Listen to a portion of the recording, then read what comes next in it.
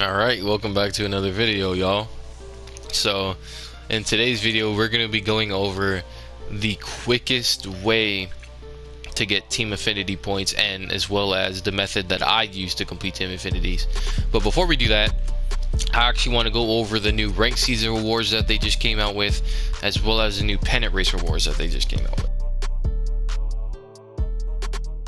So let's go ahead and take a look at those right now. Now, I don't really play ranked seasons just because this game pisses me off.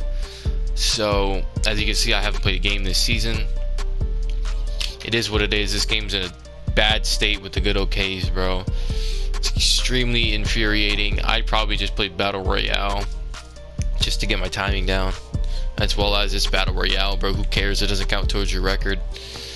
But yeah, let's go ahead and take a look at the new cards that they added. Let's go ahead and go over the new Rich Gossage first. So this Rich Gossage has 106 hits per 9, 118 Ks per 9. His walks per 9 in control are a little bit lower than I would have liked, but his home runs per 9, excuse me, is a little bit low as well. His pitching clutch, I don't know if that really applies to online play, but he's got good velocity at 96, good break at 83. His four seam touches 98, his sinker touches 94, his slur goes down to 86. Of course, the quirks don't matter to flashbacks, I think. Excuse me, sorry, I had to burp. But yeah, his pitches are four seam, sinker, slur. Rich Gossage has a really nice, easy windup, and I'll probably show you guys a clip of that. Pretty simple, pretty nice and smooth. You know, I would imagine his higher card, this is the 80 overall Rich Gossage. I would imagine his 90 overall has the same exact windup. I wouldn't know, but I would assume. You see that slur, bro? That thing moves, bro. Oh yeah, his motion's nice and easy to time, nice and smooth. I mean, what can I say? Alright, I'm back from the Rich Gossage, bro. You don't even understand, bro. I've tried to record this dang thing like 3 times, and I'm so mad, and I'm so tired. Oh my god. Anyways, let's get back into it. Let's go ahead and take a look at the other card that they added to the pennant race pack, which is the new Bobby Witt Jr. card. Shortstop. He hits righties like a T-baller. I mean, 61 and 70. It's not really that good, bro. He hits lefties pretty good, though, at 85 contact versus left and 88 power versus left. His vision's a little bit low at 67. It's kind of disappointing. His discipline's low, so those check swing warriors might not want him. But this card really shines on the field with 84 fielding, 85 reaction, 82 arm, and 83 accuracy, as well as 86 speed and 84 steal. Excuse me, sorry, my voice is extremely dry. But yeah, this card isn't that bad, but it isn't that good. For reaching pennant races, isn't that bad. But if you did reach pennant race, I'd probably just choose Rich Gossage here. It's my opinion. Or maybe like one of these. That the pool holes looks pretty solid. I won't cap. But yeah, let's go ahead and take a look at these World Series rewards that they added. The new Dustin Pedroia and the new George Foster. This new Dustin Pedroia, excuse me. His contact is very good at 114 versus right and 106 versus left. His power is a little bit low at 65 and 78. His card's a little bit underwhelming, considering in the XP reward path they give you a free 99 overall Ryan Sandberg that is probably better than this Dustin Pedroia. Yeah, his 115 vision is very solid, excuse me. His discipline's a little bit low, those check swing warriors, not gonna like him. But his fielding is solid at 90, doesn't necessarily need an arm over there at second base unless you're running up the middle for a ball. Good accuracy, 87 reaction is great, 69 speed, giggity, is solid. So yeah, I don't think he's worth 450k. So yeah, I mean, this George Foster is a very solid hitter.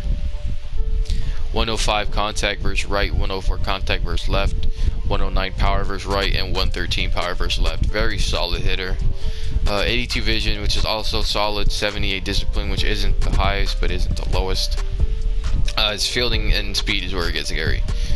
Because he's an outfielder, his fielding is just sketch, his speed is sketch. You look at it on paper and it's like, oh, he can get away with it. He probably can. What do I know? But 79 fielding, which is okay. He's kind of got a bit of a noodle arm. I'm not gonna cap.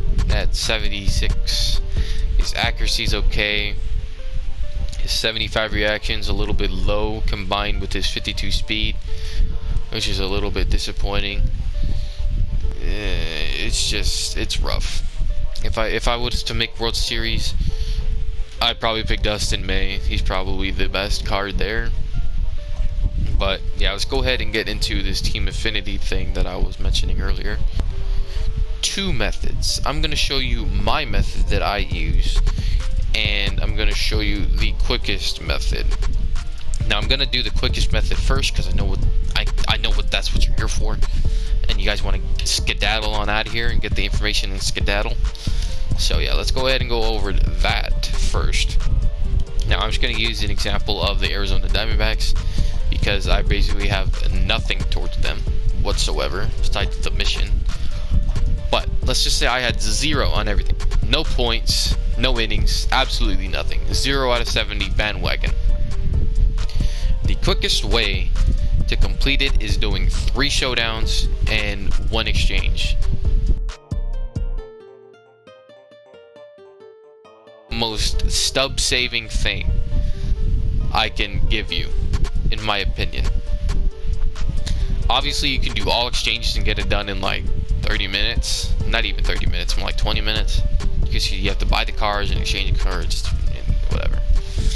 That's the quickest way, but it's not necessarily the most inexpensive way. See what I'm getting at here?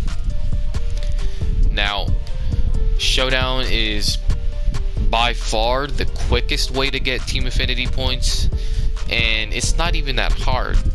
Yeah, it's difficult, but it's not. Once you keep playing it over and over, you get used to it. It's easier. It gets easier every single time you play it. Take the first time you play through a division showdown, you might fail like once or twice, but once you pass, it just makes everything so much easier. So yeah, 3 showdowns and 1 exchange is the quickest way to do it. Obviously you get 5 vouchers per showdown if you pass, and then you get 4 team of affinity points per voucher, so that's 20 team affinity points per showdown. Obviously you would use all those team affinity vouchers and put them into one team, so then you would have 20 out of 70. And then you do the same thing for the second showdown and the third showdown, so then you'd have 60 out of 70, and then you do 1 exchange to get to 70 out of 70, and then you move on to stage 2. That is the quickest way to do it. That was method 1. Now let's go ahead and get into method 2, which is how I run things around here. You know what I'm saying? Let's go ahead and use the Rockies for example, because I already have a team set up. So as you can see, I'm 21 out of 70 completed on the Rockies here. The first thing I would do, say I had 200, say I had any progress towards the 250 innings, I would just do it. You know, it's just easy for me. I don't really mind it. You guys might. Of course, you can just do showdowns over and over and over. I just find it completely boring. I like to switch it up. So if I had some progress towards this one, I would do it. Now, obviously you want to complete this mission as well as this one at the same time. So obviously with the 250 innings, you want to fill your team with Rockies, like the whole team. For example here, go to my squad. As you can see, I have a full team of Rockies here.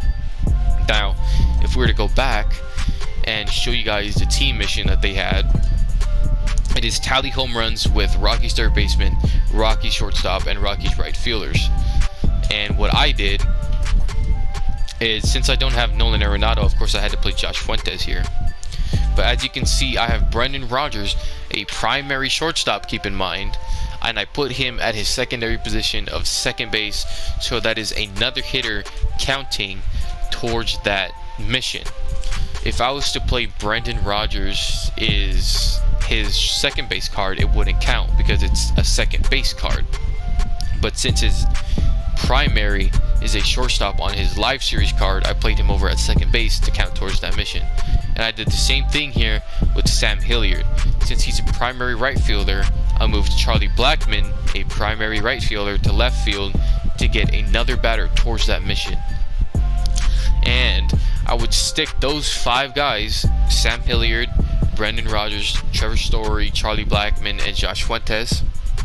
I would stick them at the top of my lineup, right here, the top 5, so they can get as many at-bats as possible, while I played the CPU, the Baltimore Orioles, on rookie difficulty in order to get those 250 team innings.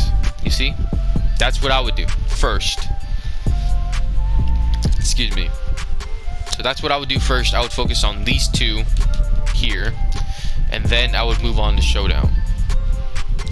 And then I would do Showdown over and over until I got to under 10 points left. So say I had 60 out of 70 after I completed this, and as many Showdowns as it took me to get there. Say I got to 60 out of 70. I would just do an exchange because it saves me a lot of time, and I don't really have any plans on completing the collections anytime soon unless I just pull the players.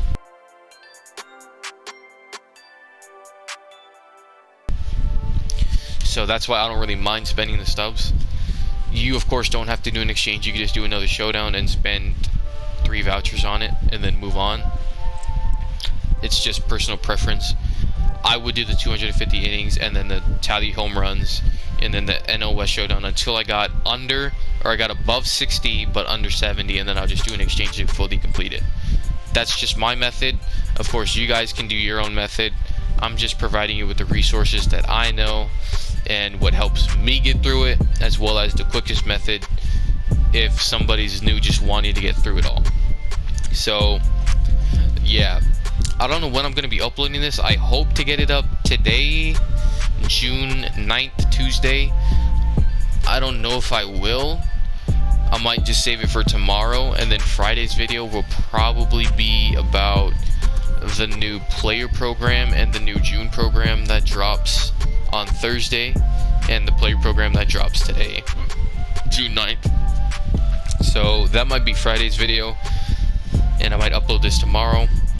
I have no clue. I don't know yet, because I couldn't upload yesterday because YouTube just said nah B, and they just said processing abandoned on every single time I tried to upload. So I don't know. It would only be on that file. Maybe I have to re-export it through my editing software. I don't know. I have no clue. I might just completely scrap it and say F it. I don't know. But yeah, I want to thank you guys for watching. Please like, comment, and subscribe. Turn those notifications on. I saw somebody in my comments. I believe his name was Ron. Shout out to you, Ron, if you're watching. I saw you. I like it. But yeah, I appreciate it. But yeah, have a good day. Peace out, brother man. Appreciate it.